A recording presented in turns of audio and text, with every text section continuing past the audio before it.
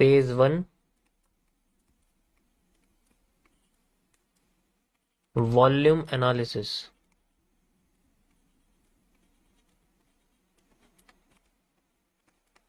देखो पहले तो ये समझो, मैं आज तुम्हें सप्लाई डिमांड को रिवाइज करा रहा हूँ और कुछ की पॉइंट्स भी बताऊंगा जिससे आपके बहुत सारे जो डाउट्स हैं वो क्लियर हो जाएंगे यहाँ पर। ठीक है, यही चीज जो मैं समझा रहा हूँ यही चीज आपको वहां भी देखने को मिलेगी जो आपको कंटेंट मिलेगा। ठीक है,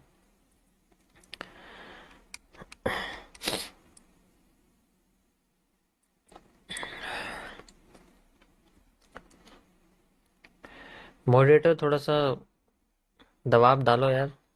हाँ?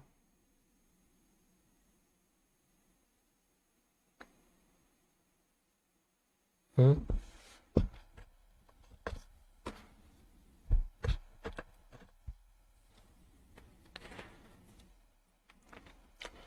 तो जैसे पहले तो समझो, जो वॉल्यूम होता है वो दो तरीके का होता है। ठीक है, वॉल्यूम है वो दो तरीके का होता है। यही टॉपिक आपको, सेम टॉपिक आपको ऐप पे ही मिलेगा, जो मैं कल अपलोड होगा ना उसमें यही सेम मिलेगा आपको, तो रिवाइज हो जाएगा दोबारा दोबारा जो भी समझा रहा हूँ। हमारे पास इतना टाइम नहीं होता कि मैं तुम्हें पूरा बताऊं, तो आप समझ सकते हो। तो वॉल्यूम जनरली हमारे पास जो होते हैं दो तरीके के होते हैं, मैंने आपको बताए भी हैं। ठीक है, एक वो है जो दुनिया मानती है, यानी कि हम बोलते हैं उसको ट्रेडिंग वॉल्यूम। ये अलग तरीके का होता है, इससे हमें कोई मतलब नहीं है, ये किसी काम नहीं आता। अगर मैं अपनी बात करूं, मेरे तो किसी काम नहीं आता। एक होता है होल्डिंग वॉल्यूम, ये ही काम आता है बस। ये भी नहीं कि इसका थोड़ा सा हिस्सा काम आता है, नहीं नहीं नहीं नहीं नहीं नहीं नहीं, ये पूरा काम आता है, सारा खेल ही इसी का है। ट्रेडिंग वॉल्यूम वो होता है जो मार्केट में सेम टाइम में ऊपर नीचे ऊपर नीचे ऊपर नीचे मार्केट होती रहती है, होती रहती है, होती रहती है, होती रहती है। ठीक है, इससे कैंडल के साइज से कोई फर्क नहीं पड़ता। ट्रेडिंग वॉल्यूम का मतलब होता है कि जैसे मान के चलो अभी एक कैंडल बनी है ये वाली। ठीक है, ये एक कैंडल बनी हुई है। ओके, इसके बाद नेक्स्ट कैंडल बनती है, मैं तुम्हें पहले चार्ट पे बता रहा हूं। अब नेक्स्ट कैंडल, मान लो यहां से लेके यहां तक का जो प्राइस है, यहां है 100 और यहां है 200, मान लो एग्जांपल के लिए। देखिए ये पॉइंट का डिफरेंस है। तो मार्केट पहले 100 पॉइंट ऊपर जाती है, फिर 100 पॉइंट नीचे जाती है। ठीक है, यहां पर आपके सामने जीरो है, जैसे मैं बोलूं 100 पॉइंट ऊपर जाती है, 100 पॉइंट नीचे जाती है, फिर यहीं आ जाती है। कैंडल की बॉडी क्या है, जीरो। लेकिन इसका ट्रेडिंग वॉल्यूम कितना हो गया, 100 ऊपर गई 100 नीचे गई, तो ट्रेडिंग वॉल्यूम हो गया यहां पर 200 पॉइंट का। This is called the trading volume. अब जितना हम इसमें लॉट लेते हैं वो उससे मल्टीप्लाई करके पैसे में आ जाता है, रुपए में आ जाता है, डॉलर में आ जाता है। ठीक है, अब जैसे मान लो मैंने स्टैंडर्ड लॉट लिया है, एक लॉट लिया है किसी भी करेंसी में, जैसे मान लो फॉरेक्स के ब्रोकर्स के अंदर एक लॉट लिया हुआ है मैंने। तो अगर मार्केट 200 पॉइंट हिलेगी तो इसका मतलब है $200 हिल गई, $200 का ट्रेडिंग वॉल्यूम बन गया। बॉडी नहीं बनी है इसकी, बॉडी छोटी सी है, वो अलग बात है। इसी तरीके से मान लो एक और कैंडल यहां पर बनती है और उसके बाद ये 100 पॉइंट ऊपर जाती है और फिर से 100 पॉइंट नीचे जाती है, लेकिन ये दोबारा से 50 पॉइंट ऊपर जाती है और फिर क्लोज कर देती है। अब यहां पर इसकी थोड़ी सी बॉडी बन गई। अब इन दोनों में पावरफुल कौन लग रही है, पावरफुल ये लग रही है, पावरफुल ये लग रही है। ठीक है, लेकिन अब ये इसका ट्रेडिंग वॉल्यूम इससे ज्यादा है, इसमें 50 है तो 250 का ट्रेडिंग वॉल्यूम हो चुका है, यानी कि वॉल्यूम इतना हो चुका है। ये किसी काम का नहीं है, ये बस मार्केट में ये बताता है कि भाई इस जगह पर ज्यादातर लोगों ने बाय सेल करी है। डिपेंड करता है कितने लोग इस जगह पर लेकर बैठे हैं। तो ये जो हिस्सा है ये ट्रस्ट पैदा करता है कि हाँ भाई मार्केट में 50 पॉइंट लोग लेके बैठे हैं, इसका मतलब ट्रेंड बाय साइड में जा सकता है, क्योंकि लोगों की होल्डिंग्स जो है वो बाय साइड में ज्यादा है। अब इसके अंदर 200 पॉइंट का ट्रेडिंग वॉल्यूम है, इसके अंदर 250 पॉइंट का ट्रेडिंग वॉल्यूम है। यहाँ 50 पॉइंट की वजह से ट्रेंड नहीं बनने वाला, नहीं, यहाँ ट्रेंड उसकी वजह से बनता है जिसमें बॉडी नजर आती है।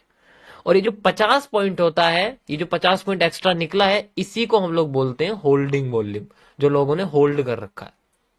The body of the candle is known as the holding volume. ये 50 पॉइंट ही हमारे लिए मैटर करते हैं, इसी को हम मेजर करते हैं, क्योंकि ट्रस्ट इससे पैदा होगा।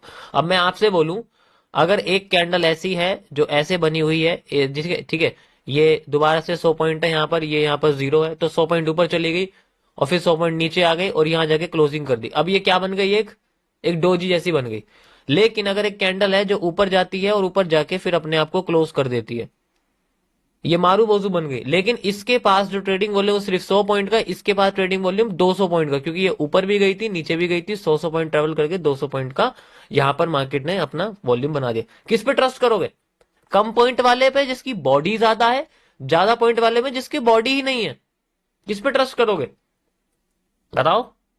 एक मारूबोजू पे ट्रस्ट करोगे जो ग्रीन कलर की है, और एक बिना कलर वाली डोजी पे ट्रस्ट करोगे जिसका ट्रेडिंग वॉल्यूम ज्यादा है। समझ आया? ये ही है जिसको हम मेजर करते हैं। The 100 points are the real points which indicate the authenticity of buying. This is called the demand. और अगर इसी तरीके से मार्केट में हमें नीचे की साइड मूव दिखता है और वो रेड कलर का बनता है, दिस इज कॉल्ड सप्लाई। इसी को हम लोग होल्डिंग वॉल्यूम कहते हैं, और इस होल्डिंग वॉल्यूम का नाम होता है सप्लाई, इस होल्डिंग वॉल्यूम का नाम होता है डिमांड। डिमांड का मतलब होता है कि यहां पर लोगों ने होल्डिंग रखी है, तो अब आगे जाके डिमांड क्रिएट होने वाली है, एक मूव आने वाला है, ऐसी चीज को हम लोग डिमांड कहते हैं। हम लोग और ज्यादा मांग रहे हैं। सप्लाई का मतलब है यहां पर मार्केट में कुछ चीजें बेची गई हैं, फिर और सप्लाई लेने की उम्मीद कर रहे हैं। समझ आया?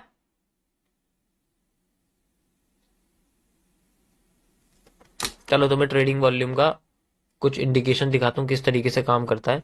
ठीक है, जैसे मेरे पास यहां पर जो है, मैं यहाँ वैसे तो बिटकॉइन में लगता नहीं है, पर फिर भी मैं लगा देता हूँ। वॉल्यूम का मैं इंडिकेटर लगा रहा हूँ, ये नॉर्मल वॉल्यूम का इंडिकेटर है। ठीक है, इसमें नहीं लगेगा, मैं दूसरे में लेके चलता हूँ। गोल्ड में लग चुका है। अब यहाँ पर अगर आप देखोगे, आपको फर्क दिखाता हूँ, फर्क क्या होता है, किस तरीके से हम लोग आइडेंटिफाई करते हैं। ठीक है,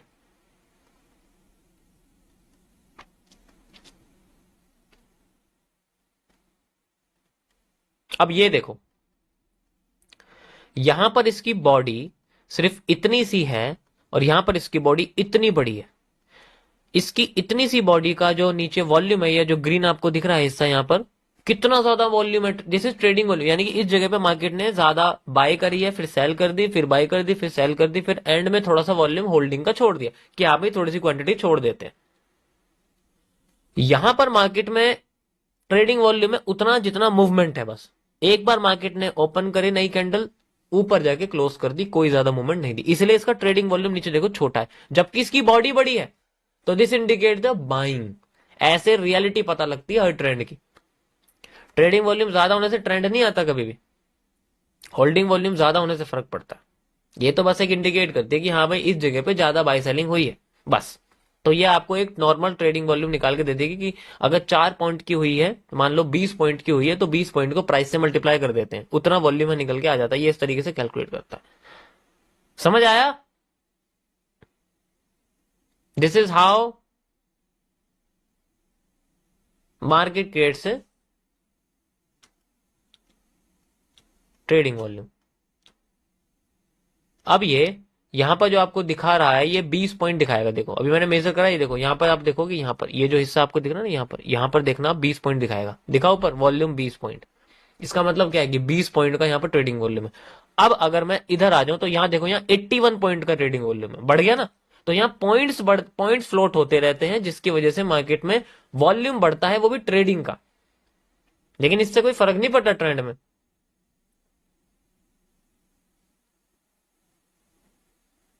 समझ आया यहां तक?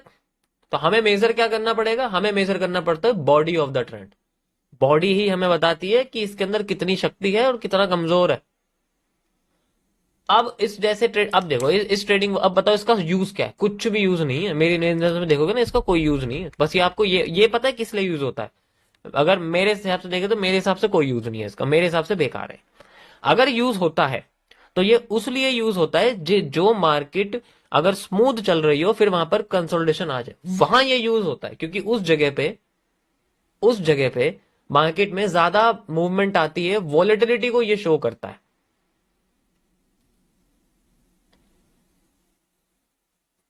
समझ गए? ओके, चलो अब नेक्स्ट करते हैं हम लोग आगे की चीज कि कैसे मेजर करा जाता है इसके बेसिस पे। तो जब हमें पता है कि हमारे पास होल्डिंग वॉल्यूम है, तो ट्रेडिंग वॉल्यूम का कोई यूज नहीं है, इसका कोई यूज नहीं है। देखो, होल्डिंग वॉल्यूम हमेशा ट्रेडिंग वॉल्यूम से छोटा रहता है। लेकिन ट्रेडिंग वॉल्यूम होल्डिंग वॉल्यूम से हमेशा या तो इक्वल रहता है या ज्यादा रहता है, वो कभी कम नहीं हो सकता। तो ट्रेडिंग वॉल्यूम बढ़ सकता है, ट्रेडिंग वॉल्यूम इक्वल हो सकता है, लेकिन ट्रेडिंग वॉल्यूम कभी कम नहीं हो सकता। होल्डिंग वॉल्यूम भी हमेशा ट्रेडिंग वॉल्यूम के बराबर रह सकता है, होल्डिंग वॉल्यूम कभी भी ट्रेडिंग वॉल्यूम से कम नहीं हो सकता और ज्यादा भी नहीं हो सकता, वो सेम रह सकता है अगर हो सकता है तो, वरना नहीं। चलो अब बात करते हैं इस होल्डिंग वॉल्यूम के बेसिस पे मैंने सप्लाई डिमांड को किस तरीके से यहां से मेजर किया था। तो यहां मैं सबसे पहले आपको डिमांड मेजरिंग दिखाने वाला हूं विद ए लाइन जिसका नाम मैंने रखा हुआ है QFL, the quantity following line, this line will represent the demand या सप्लाई। हम लोग ऐसी चीज यहां यूज करते हैं, तो हम बोलते हैं quantity following line. Got it? किस तरीके से काम करते? अब अगर मार्केट में हमें मूवमेंट दिखती है डाउन की और फिर बाद में अप की, फिर डाउन की, फिर अप की, फिर डाउन की, फिर अप की, फिर डाउन की, अब यहां से मार्केट हमें डिमांड क्रिएट करने वाली है, लेकिन हमें नहीं पता कि यहां से करेगी यहां से करेगी। तो हमारे पास यहां से लेके यहां तक की सप्लाई है, ठीक है, हम लोग ये सप्लाई उठाते हैं और इसको यहां लगा देते हैं। अब इसका 50-40% तो यूज करते हैं, वो अलग बात है। अगर मैंने बोला 100%, यहां तक सप्लाई यहां तक आ जानी चाहिए पिछले वाले की। हम यहाँ पर जो मेजरिंग है वो बॉडी से करते हैं और बॉडी तक खत्म कर देते हैं, और फिर मार्केट अगर हमें रेस्पेक्ट करती है इस जगह पे आके, तो यहाँ आके वो वही पैटर्न बनाना चाहिए जहां वो यहाँ बनाई थी या यहाँ बनाई थी। रिसेंट के जो पैटर्न्स होते हैं वो कॉपी होने चाहिए, और फिर बाद में हम डिमांड यूज करते हैं यहां से यहां तक की कॉपी करते हैं और फिर बाद में यहां से लेके यहां तक लगा देते हैं।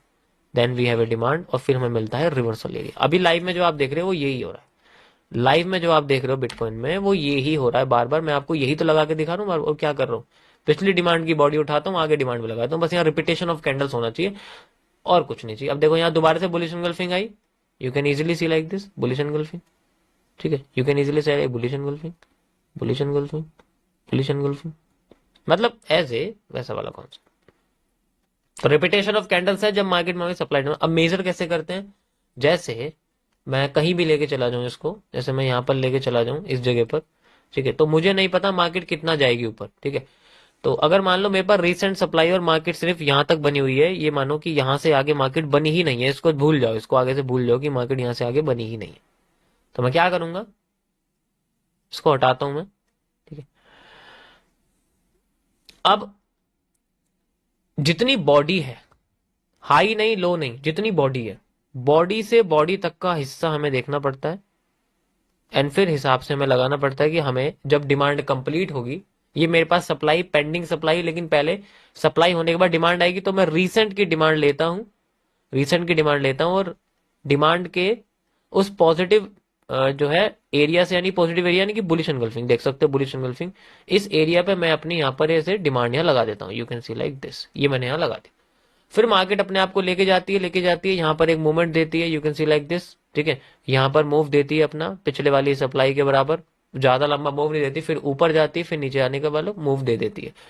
तो मैं दोनों साइड मेजर कर सकता हूँ, इसको मैं यहाँ भी कर सकता हूँ, इसके हिसाब से मार्केट अपना 50% मूव देती है, फिर इसके हिसाब से मार्केट अपना 100% मूव देती है। तो ऐसे हम लोग मूव ऐसे लगा देते हैं, लेकिन बस मैं आपको भी डिमांड बता रहा हूँ, डिमांड कैसे हम यूज करते हैं। तो हमें सिर्फ बॉडी देखनी पड़ती है, और बहुत सारी चीजें हैं कि डिमांड को एक्यूरेट कैसे ड्रॉ करना है और फिर किस डिमांड को लेना है, ये सारा खेल इसके अंदर सरदर्दी करता है, क्योंकि हमें नहीं पता होता कि बेसिकली कौन सी डिमांड उठानी है। यही तो समस्या है।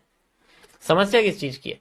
समस्या बस इस चीज की है कि ये जो हिस्सा मेजर कर रहे हैं, क्या ये ही करना है या ये करना है या ये करना है या ये करना है, ये करना है या पूरा करना है, ये कंफ्यूजन है। कि अगर मैं भी आपके सामने बोल दूं मैं तो इजीली कर पा रहा हूं, लेकिन अगर मैं किसी से बोल दूं तो वो खुद कंफ्यूज हो जाएगी, भाई मैं कौन सी लूं यार, ये वाली लूं, ये भी मैच कर रही है, ये वाली लूं, ये भी मैच कर रही है, ये वाली लूं, कौन सी लेनी पड़ेगी। यही तो खेल है सारे चीज का, इसी चीज में तो मजा है इसमें करने में।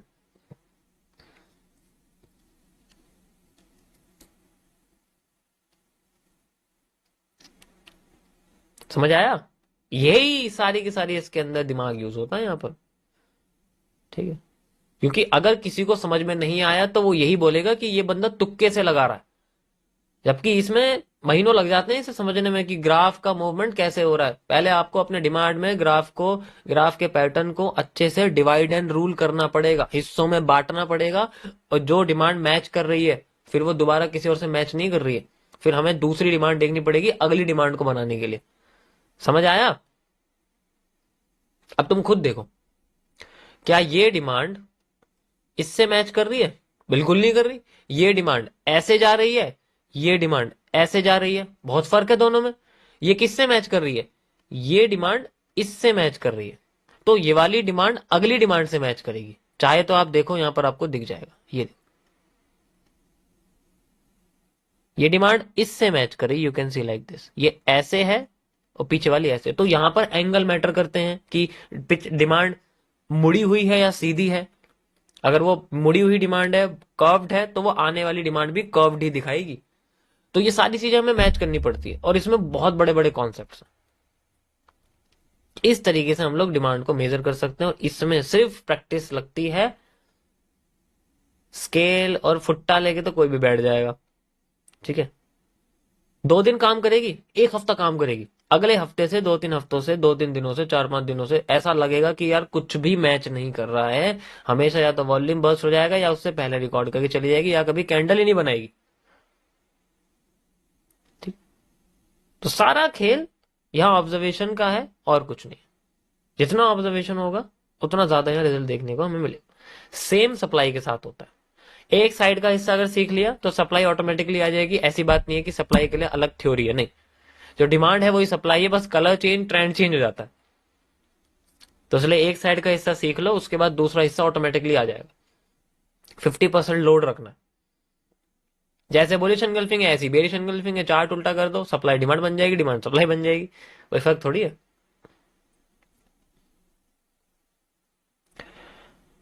तो इसमें बहुत सारी चीजें मैटर करती हैं, जब भी हमें एक्यूरेट डिमांड सप्लाई देखने को मिलेगी। अभी मैंने यहां पर आपको कुछ डिमांड सप्लाई दिखाई, कैसे दिखाई? अभी मैंने ये वाली मेजर करी, ठीक है, यहां लगाने के लिए मैंने ये मेजर नहीं करी यहां पर। क्यों नहीं करी? इसका क्या रीजन है मैंने करी क्यों नहीं है? भाई कुछ तो रीजन होगा ना इसका। इसी को तो सीखने में टाइम लगता है बस। भाई इसी को तो सीखने में टाइम लगता है, बाकी और इसमें और कुछ है नहीं इतना इंपॉर्टेंट। अब कौन सी उठानी है उसके लिए आपको इसका एंगल समझना पड़ेगा। इसको इसीलिए मैंने मेजर करा था क्योंकि आप इसकी 3 कैंडल्स देख सकते हो जो इस 3 कैंडल के साथ मैच कर रही है। इनके साथ मैच कर रही है ये। जब मैच ही नहीं कर रही है तो यहां से मेजर करने का मतलब ही नहीं बनता इसका। पीछे से मेजर करेंगे हम लोग।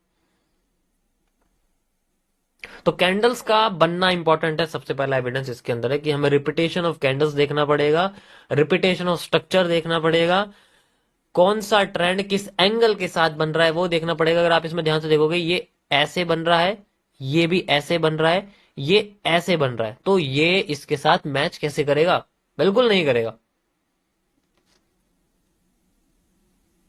समझ आया? So that is how market creates a movement and we measure the demand according to repeating of structure, repeating of candle, curve, breakout, बहुत सारी फलाना जिनकाना बहुत सारी चीजें हैं। Got it? समझ आया सभी को? एक एक धीरे धीरे करके चीजें देखो, फिर देखो रिजल्ट बहुत बढ़िया मिलेगा।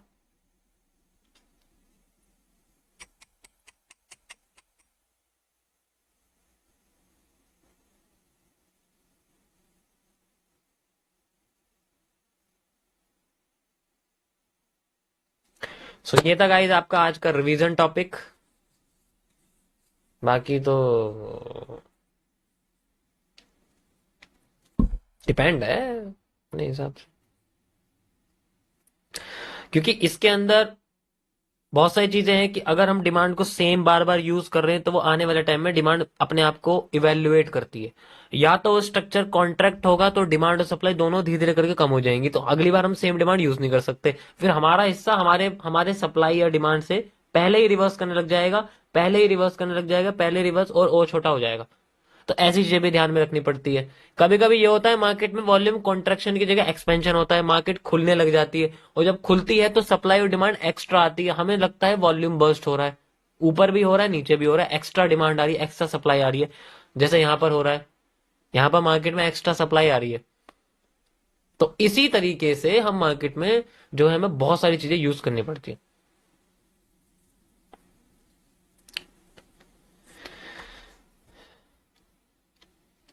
तो ये था आज का टॉपिक गाइस, आपका छोटा सा।